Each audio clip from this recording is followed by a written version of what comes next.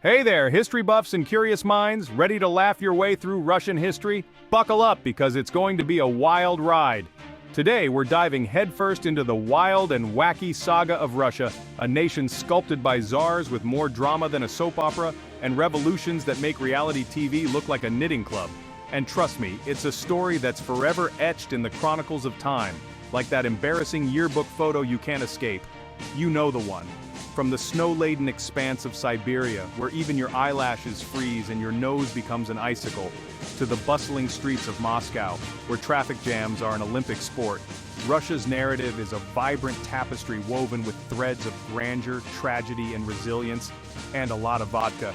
Seriously, it's like their national pastime. Picture this, St. Basil's Cathedral in Moscow, its vibrant onion domes piercing the sky like a candy-colored fever dream, or a really ambitious birthday cake, a testament to Russia's architectural splendor and turbulent past.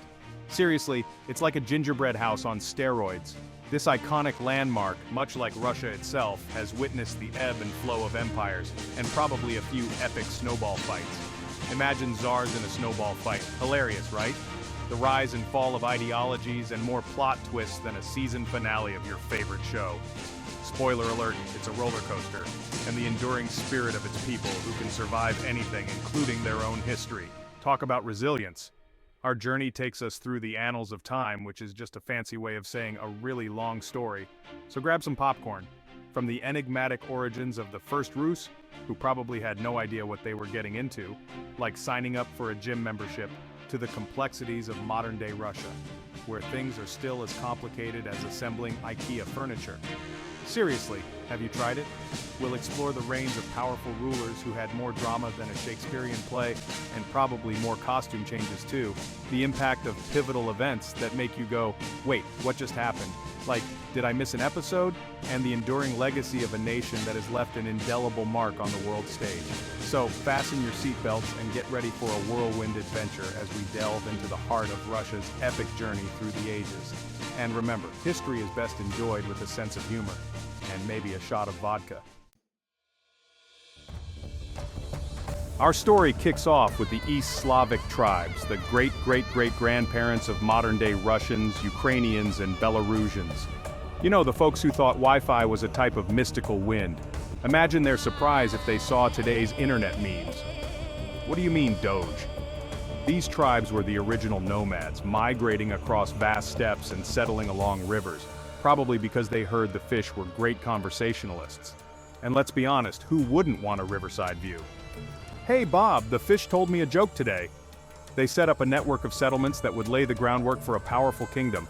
Think of it as the ancient version of setting up Wi-Fi routers, only their routers were made of wood and didn't need a password. Password 123? Nah, just knock on the door. Enter the Varangians, Viking warriors and traders who navigated the rivers of Eastern Europe. Basically, they were the original Uber drivers, but with boats and a lot more beards. And no surge pricing. Your boat will arrive in 3, 2, 1, splash. In 862 AD, a Varangian chieftain named Rurik arrived in Novgorod. He probably said, I came, I saw, I set up shop. And maybe, where's the nearest tavern? Do you accept Viking pay? Rurik established a dynasty that would shape Russia's destiny for centuries to come. Talk about a long-term lease. No security deposit required. Just sign here, here, and here in blood. This pivotal event marked the birth of what we now call Kievan Ruses, the precursor to modern Russia, or as we like to call it, Russia 1.0, beta version of course. Now with 50% more beards, under the reign of Vladimir the Great, Kievan Ruses embraced Christianity in 988 AD. He probably thought, hey, let's add some divine Wi-Fi to our network, because who doesn't want heavenly signal strength? Can you hear me now, God? This was a defining moment that would forever intertwine religion and politics in the region, because nothing says unity like a good old-fashioned religious debate or a potluck dinner. Bring your own holy water. Vladimir's son, Yaroslav the Wise, further solidified Kievan Ruses as a powerful force. He was like the ancient version of a lawyer, codifying laws and promoting cultural growth, and probably charging by the hour.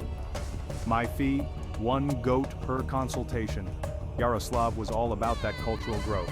Think of him as the original influencer, but with scrolls instead of Instagram, #wisdom goals. Follow me for more ancient life hacks. However, this golden age was not to last.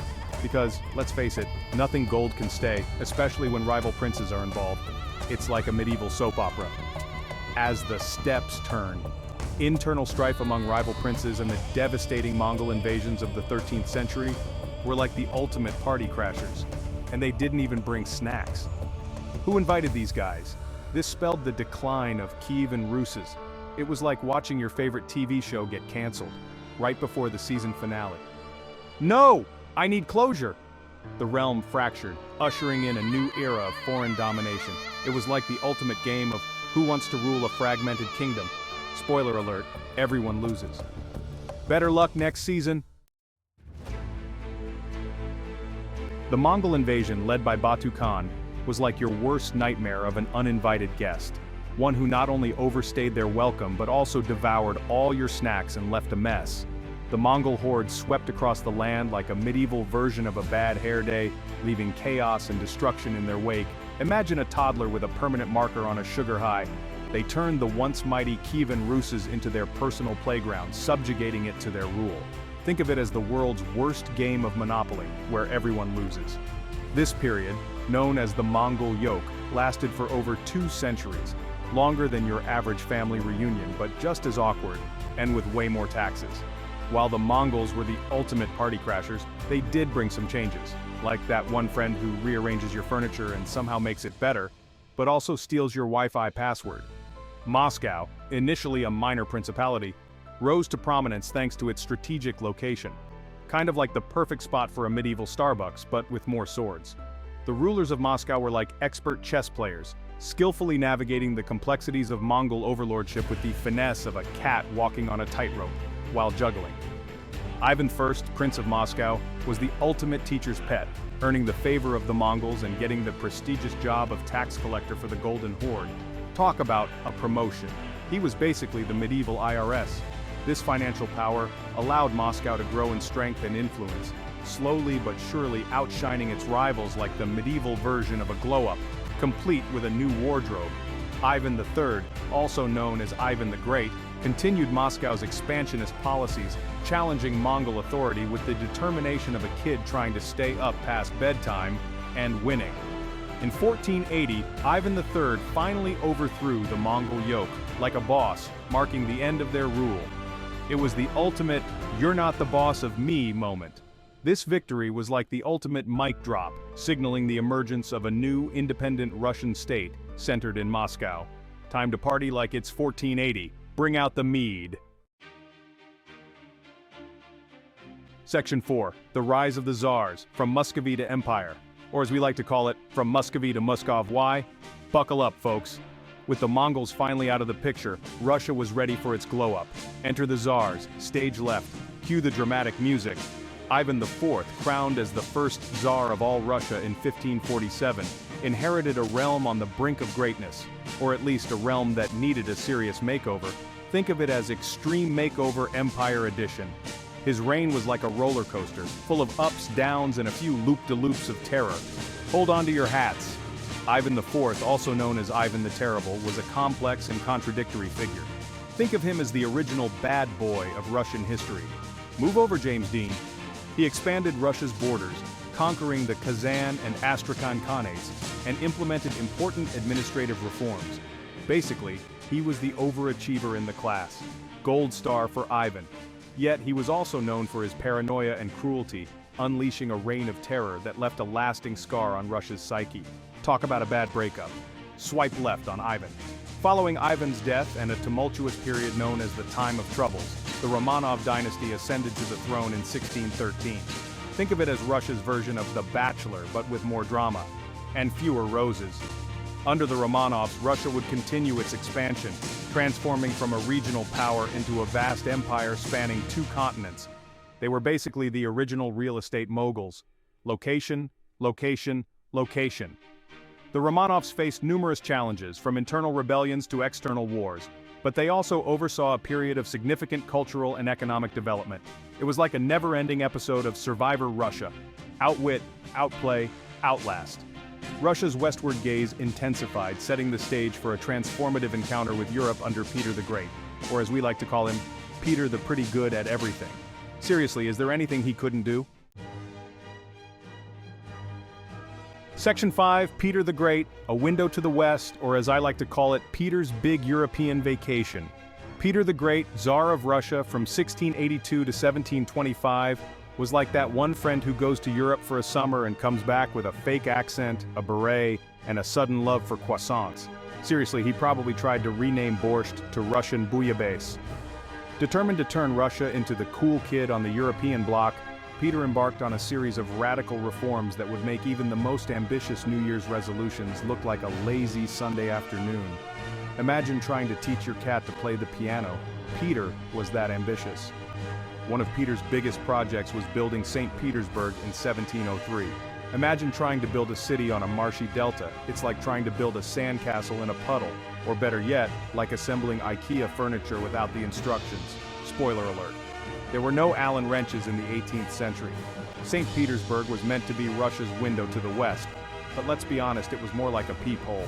Still, it symbolized Russia's new obsession with European culture, technology, and ideas. Think of it as Russia's version of a midlife crisis sports car. Look at me, I'm hip and trendy now. Peter traveled all over Europe, probably collecting more souvenirs than a tourist in Paris. He soaked up European culture like a sponge, hoping to bring back some of that continental flair to Russia. You can almost picture him saying, "I went to Europe and all I got was this lousy empire and a fridge magnet." He implemented sweeping reforms in administration, education, the military, and even fashion. Yes, Peter was basically Russia's first fashion influencer, making sure everyone was dressed to impress. Move over, Instagram. He probably had a hashtag before hashtags were cool. But all these changes came at a cost. Imagine trying to convince your grandparents to use smartphones. Peter's reforms were met with similar enthusiasm. It was like trying to teach a cat to fetch. "No, Grandma, you swipe right to like it." His relentless drive for modernization often clashed with Russia's deeply rooted traditions, leading to widespread resistance. Picture a medieval version of "Why Can't Things Just Stay the Same?" complete with pitchforks and torches. It was like a Renaissance fair gone wrong. Despite the pushback, Peter the Great left an indelible mark on Russia, turning it into a major player on the world stage. He was like the ultimate makeover artist, forever altering Russia's trajectory. Think of him as the Ty Pennington of czars, but with more wigs and fewer power tools. Move that bus. I mean, surf. Section 6, The Empire Forged in Revolution, or as I like to call it, How to Start a Revolution and Influence People, Russian edition. The 18th century was like Russia's awkward teenage years, full of growth spurts, questionable fashion choices, and a lot of finding oneself. Under some visionary rulers, Russia expanded its influence and territory, kind of like a teenager discovering social media and suddenly having 10,000 followers. Enter Catherine the Great, who ruled from 1762 to 1796. She was like the overachieving student who not only did her homework but also annexed Crimea and participated in the partitions of Poland. Talk about extra credit. She probably had a world domination checklist. Catherine was also a patron of the arts and sciences, making her the ultimate Renaissance woman. She established new educational institutions and promoted Enlightenment ideals, all while probably wondering why everyone else couldn't just get on her level. Seriously, she was the original multitasker. But beneath all that imperial bling, social tensions were bubbling like a pot of borscht left on high heat. The vast majority of the population lived in conditions that made a medieval dungeon look like a five-star resort. Imagine living in a place where luxury meant having a roof that didn't leak. Most Russians were serfs, tied to the land and subject to the whims of their landlords. Imagine being stuck in a never-ending game of Monopoly where you always land on go to jail. Yeah, it was kind of like that. And the landlords? They were like the players who owned all the properties and never let you pass go. As the 19th century rolled in, calls for social reform grew louder than a Russian grandmother at a family dinner. Intellectuals and reformers were like, "Hey, maybe we should try this thing called fairness." It was the original "let's fix this mess" movement. Then came Alexander II, who ruled from 1855 to 1881. He was like the cool substitute teacher who actually tried to make a difference, introducing significant reforms to modernize Russia. He was the guy who said, "Let's shake things up a bit." In 1861, Alexander emancipated the serfs, which was basically like giving everyone a get-out-of-jail-free card. It was a watershed moment, but also a bit like opening Pandora's box. Suddenly, everyone had freedom, but no one had a clue what to do with it. The Emancipation Edict brought about significant social change, but it also created new challenges. Russia was like a teenager trying to figure out how to adult, facing economic and social upheaval. It was like going from high school to college overnight, exciting but terrifying. The latter half of the 19th century saw the rise of revolutionary movements. Discontent was spreading faster than a cat video on the internet, with various segments of society saying, "Enough is enough." It was like everyone suddenly decided to hit the unsubscribe button on the Tsarist regime. Inspired by socialist and anarchist ideologies, these groups wanted to overthrow the Tsarist autocracy. They envisioned a future free from oppression and inequality, kind of like a utopian dream, where everyone gets free Wi-Fi and unlimited snacks. The stage was set for a tumultuous 20th century. The Romanov dynasty fell, and a new era began, marked by revolution and the establishment of the Soviet Union. It was like hitting the reset button on a very chaotic video game. And just like that, Russia was ready for its next level, complete with new challenges and power-ups. Section 7, The Hammer and Sickle Rises, the Soviet Experiment. Or as we like to call it, How to Start a Revolution and Lose Your Crown in 10 Days. Spoiler, it's not a rom-com. The 20th century dawned with Russia on the edge of a revolution, like a cat on a hot tin roof, but with fewer whiskers and more political pamphlets. And trust me, those pamphlets were not bedtime reading. World War I was the ultimate party crasher, turning Russia's already chaotic house party into a full-blown rager. Spoiler alert, it didn't end well. Think of it as the worst hangover in history. The war's devastation, combined with social unrest and economic hardship, made Russia the world's largest pressure cooker, and boy did it blow its lid. It was like a kitchen disaster, but with more politics and fewer burnt cookies. In February 1917, the Romanov dynasty, which had ruled Russia for over 3 centuries, crumbled like a cookie under the weight of its own contradictions. Talk about a royal mess. It was like watching a soap opera, but with more fur hats. The February Revolution, as it came to be known, toppled the Tsarist regime and brought in a provisional government. It was like replacing a broken light bulb with a flickering candle. Not exactly a bright idea. However, the provisional government was about as effective as a chocolate teapot, especially when it came to dealing with the ongoing war, which continued to drain resources and morale. Imagine trying to fix a sinking ship with a teaspoon. Enter Vladimir Lenin and the Bolshevik Party, promising peace, land, and bread. They were like the pizza delivery guys of the revolution, but with more manifestos and fewer pepperonis. And let's be honest, who doesn't love a good manifesto with their pizza? In October 1917, the Bolsheviks seized power in a nearly bloodless coup. It was like a game of musical chairs, but with fewer chairs and more political intrigue. And no one wanted to be left standing. Russia, now renamed the Soviet Union, embarked on a radical experiment in social engineering. Think of it as the world's most ambitious DIY project, but with more hammers and sickles. And let's just say, the instructions were not in IKEA format.